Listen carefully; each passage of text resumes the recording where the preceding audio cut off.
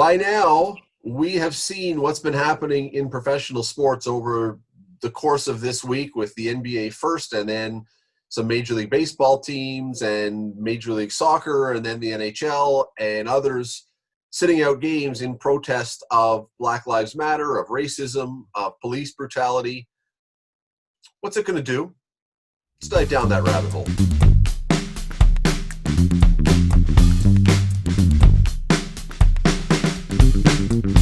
Bubba O'Neill, I think there's a case to be made that we've probably never talked about an issue because of sports more than this, as far as widespread conversation.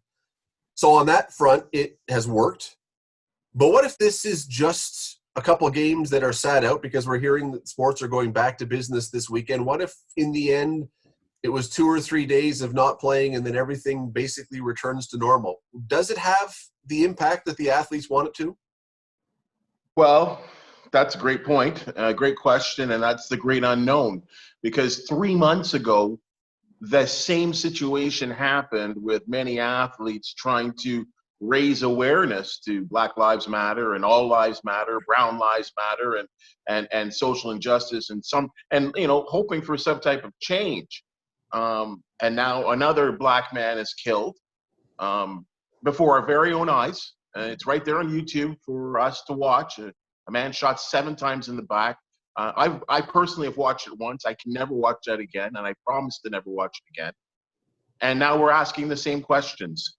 But the difference this time, guys, in my opinion, is that the athletes took a stand to some extent. The NBA, obviously always seemingly the leader in these kinds of causes, said, look, we don't even want to go to this bubble thing because there are so many other things going on in our nation, of course, the United States, that we don't know if we can focus on basketball. But at the end of the day, they're basketball players, and as members of the entertainment and sports world, I guess that's what they're paid for. So they figured playing basketball would help, that we don't have to go back to this all over again. And it's happened again. So this is why I feel like NBA players are frustrated. And we're seeing other people in other major league sports. Funny enough, it's not people in the leagues, it's individual players that are looking to make statements. So to answer your question in a long way there, Scott, I don't know. I don't know. We may be doing this all over again 2 months from now, 3 months ago, 3 months from now, 6 months from now. Well, and that's I think what we're seeing here is not a return to anything. The NBA players are not going to allow this because they've stepped over a line here that they cannot go back to. And that is setting themselves up as role models in a different type of way than we used to think role models are, but the way that it should be, which is to inspire things and have. They're not talking here now. We're past the point, Bubba, and that's the point that you're making. We're past the point of raising awareness. This is about raising activism. And I think the reason they went back is they don't need the money. And yes, maybe they'd like to keep all that thing going. I'm sure there was an element of that. And some of the players do need the money. I won't, they have a short career. What they went back for is because the podium still exists. You don't have the podium if you don't play. I think what we're looking at here is the continued threat of disruption. And you can say that's awful. People will walk away from sports. Well, we're in times now where you have to disrupt because we're looking for fundamental change. And you do not do that without disruption. I don't know what it's going to look like. The players don't know what it looks like. I think that's the reason they're back. Yeah, I think the boycott is the shock and awe, really. I mean, this is the ultimate leverage card that the players have right now is by not playing and getting their message out there. That will only last so long. So now is the time to strike. And what I've heard, and you guys probably have heard the same thing, is that, NBA players have met with owners and general managers and the other higher ups, presidents of franchises, to try to enact some kind of change, whether it's education reform or justice reform. And these owners and these people who have connections within the political system will take those ideas to the next stage. And whether or not it becomes a massive change or even a little change, we know this is a long game. Things won't change tomorrow. It's not going to change next week, even a year from now, maybe even not even 5 years from now. But the long play is to enact some kind of change. So by the players doing this, making this stand, making this huge, historic statement, And now they're, in the owner's ears to say, hey, this is what we want. Now it's up to this, ownership collective to take that message to the politicians who ultimately have the power to make the change. Yeah, long game is right, 100%. But a long game consists of a bunch of short games too. The NHL in this specifically got a lot of criticism because they didn't sit out the first day, because they sat out on Thursday. They didn't play their games, and I believe we're taping this before Friday evening, but the plan is that they won't play Friday. They'll come back on Saturday. Was the criticism of the NHL warranted? Or was it over the top because they were the outlier? I think I think it. Who am I to say? But I think it was warranted. If anything, guys, I thought it was tone deaf. It was almost a seemingly ignorance to what was going on with the rest of the world, the rest of the sports world. Again, the NBA leading the way, the National Hockey League kind of not sure. We're hearing all kinds of different words from the players saying we weren't informed of our moment of that moment of remembrance, or whatever they called it, in the Boston and Tampa game, which kind of came off strange. It wasn't even repeated in the Edmonton and the West, out in Edmonton and the West game. So it made the NHL, in my opinion, look disorganized. And now we're finding out that the 2 days that they're taking off now was a very player-driven thing. This was nothing that the league organized. This was something that the players had asked for, and again, led in some ways by the Hockey Diversity Alliance, who maybe pushed some buttons with the National Hockey League for players to speak out. And I thought it was a real unifying thing to see in Edmonton with the Las Vegas Golden Knights and their players, and Ryan Reeves. I mean, they have 2 or 3. Nazem Kadri was there as well, too, for the Colorado Avalanche, being in the forefront, surrounded in the back by what they would call their brothers and other hockey players that stood with them. A very powerful vision, in my opinion.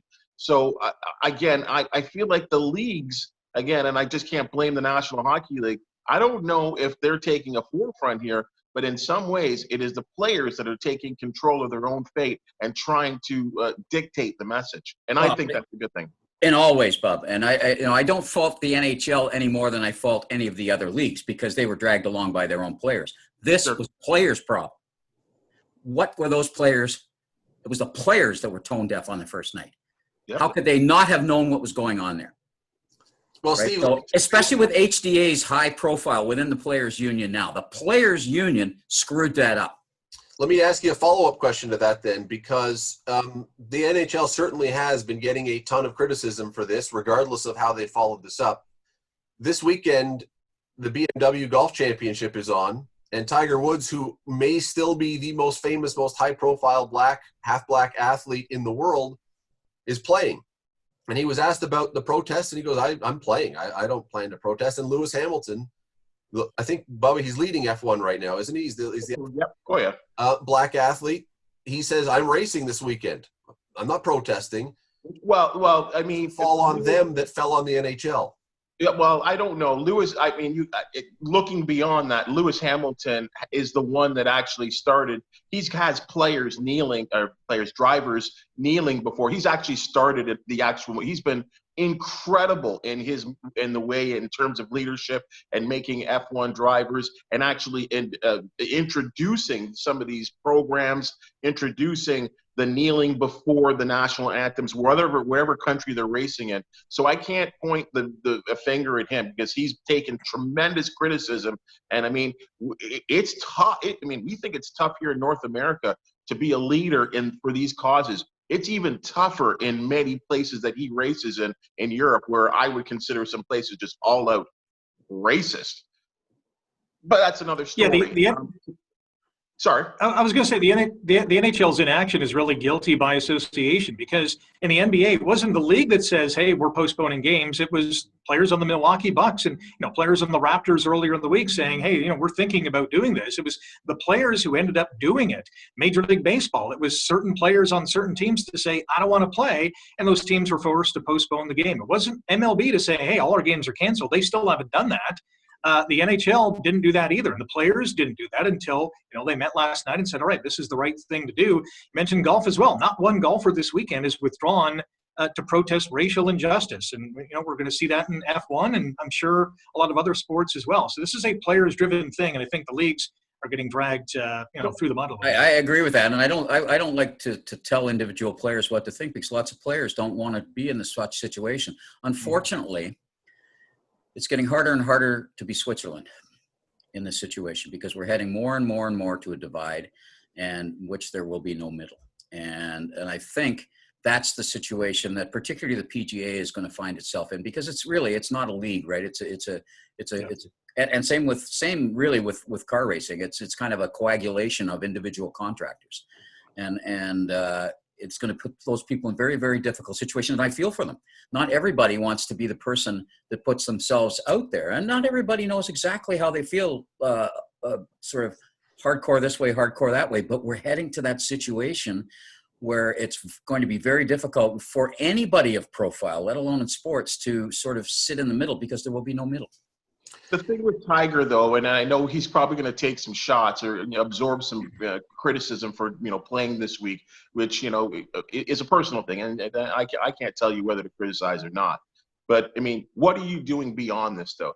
And I think you could just look at Tiger Woods' bank account and some of the donations that he has made. There's incredible amounts of money that I could never really dream to have, in which he has given to the cause, I will say. So I can't criticize Tiger Woods for playing this week, because it's not just what you're doing over today and tomorrow and Saturday. It's what are you doing over the long run. And he he's done incredible things with his earnings to help people of all colors and all types, and actually, which is really good too, giving back to the sport in itself, to have, we'll say, blacks introduced to a sport like golf, where it's very difficult for many black people in the inner city to learn how to golf and enjoy the sport. So I can't be critical of Tiger there.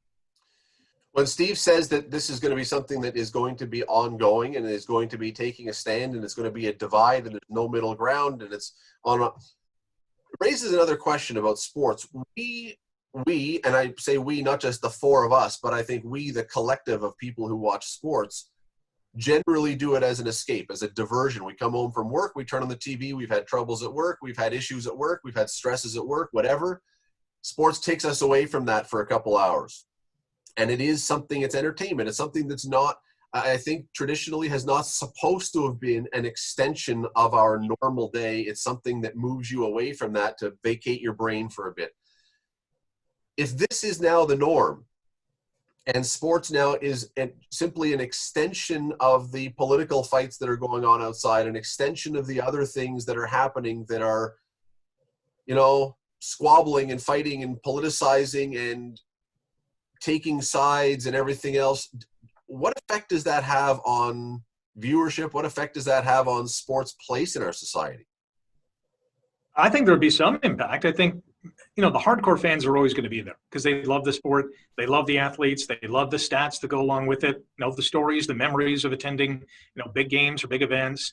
But those fair weather fans, those ones that kind of tune in for just the big events, or maybe a big game, or they're watching because their buddies are, whatever the case is, they're going to a Super Bowl party, but they're not really a football fan, they might tune out, because they might want to tune out because they've already heard it, Monday to Friday, 9 to 5 when they're at their job, or whatever the case is.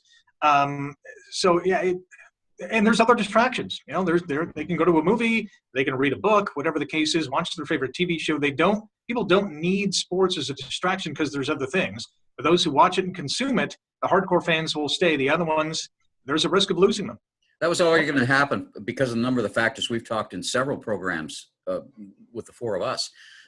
It's all going to change anyway. We don't know where it's going to go.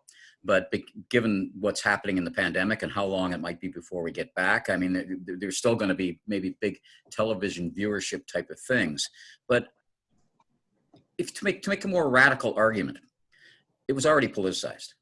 People going to the White House and being used, the winner being used, like really it's a photo op for the president, no matter whether that's Obama or Clinton or Bush or Trump. There's a use factor there. And secondly, the whole idea of, if the way the economy is set up, which is kind of a have and have not thing, sports is a big player in that, and the manner in which it's advertised and financed is a big player of that. And if the problem is systemic, it's already politicized people. We just don't really realize it. This is really uncomfortable what athletes are making us do here. It's making us look at a lot of things, especially given the other things that are going on.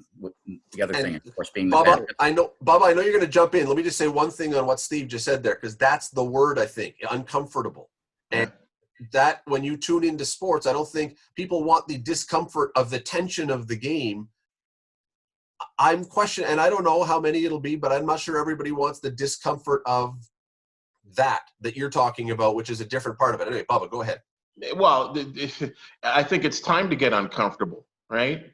Get out of your haze of what's not going on in around the world. And as the older I get, the more I get upset with the attitude that many people in the general public, and I'm not going to go and argue with everyone on this, but I do listen and I do hear this exactly what has been said here today. Is that, well, sports is a getaway. Sports is, not real life. Well, hold on a second. That is one of the most selfish attitudes you can come up with. So you are putting an athlete in this, and it's strange because we seem to say this about athletes, but we don't say it about people in music. We don't say it about people in entertainment in terms of acting and television. It's a getaway for you, but it is also a lifestyle and the lifetime for an athlete. And if an athlete chooses to take on his platform or her platform, because I have to compliment the WNBA and what they have done. Yeah, it's been incredible. And so the solidarity between those sisters and what they're trying to do to help support their brothers is something that is not getting enough media play, in my opinion. Yeah, but regardless. I think the entertainment thing, you hit the entertainment thing, Scott, and I think you're right in what you're saying, what the effect can be. But let's take a look at entertainment. As Bob says, we don't ask that of other entertainers. I think sports, if it's part of the larger... Steve, what don't we ask of entertainers? We don't ask them to just sort of not ever politicize. Look at the movies. Yeah, there's lots of movies where all it is just cars blowing up. But there's a ton of movies that are very, very politicized and energizing and all of those kinds of things. Rock music, particularly out of the 60s and 70s, and again now with the Chicks and Green Day and people like that. It's highly politicized and yet it's still entertainment for an awful lot of people. There's a lot that you can go and you say, and I think you may be right, Scott. People may make their choice. I think they may go to some place. I think you'll see a lot of people gravitate towards the NFL because I don't see a lot. I mean, there'll be pockets of the protests. I'm really interested to see how the players in the NFL respond to this. Steve, your example of the Dixie Chicks, and that was their name back at the time when they had their controversy, that did lead to people taking a side and not buying their albums or not going to their... And they're bigger now than ever. They're bigger now than ever. Well, now they are. But at the time that happened, it was people said, you know what, I'm not interested in politics in my music. Now that, again, you're absolutely right. And the Chicks said, screw you, those people. And they got a whole new fan. Basically. Well, and so that may happen here too. Like you could see... They're my heroes. Fans. But hold on, politics and music has been going on since Bob Dylan grabbed the guitar. Right? Of course it has. We can't have it both ways, right? We can't tell athletes or people in music not to take their stand and make and do something with it. Do something useful with what the money that they're making or the power that they have or the influence that they have. Why do we criticize these people? And why do we make it our duty to say that, I don't need this from you because I need you as my personal escape. I don't buy that. Well, this is nothing new. I mean, Muhammad Ali. That's right. People are going to make choices on this. Yeah. Muhammad Ali was, one of the most famous athletes of his time and a deeply political individual. Look at all the things that he had to endure. People still watched his bouts and visited his bouts and were fans of him. Some people didn't want him to win, but at the end of the day, he had a massive platform and made the best use of it. Oh, but hold on. He had to go through 4 years of this. Hold on. If we're going to walk down that road, remember when Muhammad Ali did what he did, his favoritism, he was hated and belittled for the stance that he took. Mm-hmm. And Even banned. to the point- And even banned. to the point- even to the point that some black stars, Jackie Robinson being one of them, criticizing Muhammad Ali for the stance that he took, right? And so his popularity drew to an all-time low. It was only till public opinion when they realized what the war was going on. Remember, Muhammad Ali didn't have a penny. The guy that he actually fought to bring back his career in being Joe Frazier. Joe Frazier gave Muhammad Ali a loan, so because he had no money, right? He'd been stripped of everything that he had. And again, I don't know if that happens nowadays, but this goes to show you a man that went all out to make a point. And that's the question I started with. And that's really the point that I was making, is that we have seen in the past these kind of things will, when it's not watching sports for fun or for pleasure or as a diversion, people say, I disagree with you, or I don't. That was my question at the beginning. What effect will it have? And we've seen it with Muhammad Ali. We saw it with the Dixie Chicks. It can happen. It can happen that people say, I'll find something else to do because I don't need this. And that was my question. How much effect will it have? And I don't think we know at this point. We're going to find out. We know one thing, and it may not be connected at all, but we know that going into the bubble, the Sports Illustrated said that NBA ratings were down 30% this year. Now, how much of that was because of this and how much was because of COVID and people just whatever? We don't know. We're going to find out, though. We're absolutely going to find out, because ratings are very quick to come out these days. And there will be, I guarantee you, a quick surge based on Wednesday night? Based on Wednesday night, because people wanted to tune in to see what would happen. But let's wait till the third round of the playoffs or into next year and see. They may go up. I mean, who knows? They may go up because people now, a whole bunch of people say, you know what? You guys are doing something that I really support and I want to be there, and I wasn't really a basketball fan, but I'm on board with this. Or they may go down because people say what we said. I'm looking for something that's a little less. Well, part of the ratings will be depending on whether there's a dominant team, like there had been. Well, of course, there's always factors. There's always factors. But what do you do? What do you do if the ratings are down? What you gonna muzzle the play? Like, what are they gonna do? Nothing. Right? You can't. No, you can't. Yeah. You can't. There is a slippery slope here too. If you're a player, or the collection of players, no matter what the league is, but there is going to be a point in time where people start to tune out if the message continues to be the same message, because we've heard it, we've consumed it, we agree with it. There's nothing us as an individual can do to change it. Collectively, we can, but that message has an expiry date, and I'm not sure when it is. But the players and the leagues, obviously by extension, have to be very careful in terms of taking that next step. They can't continue to push that same kind of message. What the next step is? Especially the NBA, Rick. Especially the NBA, because it's the only league being mentioned by the White House. Yeah. Does it have an expiry date, Rick? I mean, will it have an expiry date if another black man is shot in the back? No, it'll just get renewed as it did after the George Floyd death. I mean, the message is always going to be there. It's what they do. I mean, do they boycott again? Fans, I think, it's not the message. It's not the message. I think what Rick is saying, if I could put words in your mouth, Rick, it's the delivery of the message, or correct to it. The message is always going to be underlying the thing. Yeah. The cause is always going to be there. Yeah. So what effect next time? We're going real long today. So if you're watching this, it's a longer one today. What impact does it have if something happens again and the NBA players walk out a second time? Because the first time Rick used the phrase shock and awe. It was. What happens the second time if they go? And if they go a second time because something happens, do you have to go for the whole year now? Well, yeah, look who tried to do that. I mean, this has been well reported now that LeBron James, the most powerful man in the sport, and the LA Lakers, along with the LA Clippers, two of the four most popular teams, especially the ones that are in the playoffs right now, weren't even interested in finishing the season, right? Does it have to get to that? LeBron James thought so. But it's a democracy. That's what I liked about this. He was outvoted finally. Yeah. That's what I liked about it. This is democracy in action here. That's why we don't know where it's going to go. Mm-hmm. I think the next one, if there's a walkout, will have a purpose.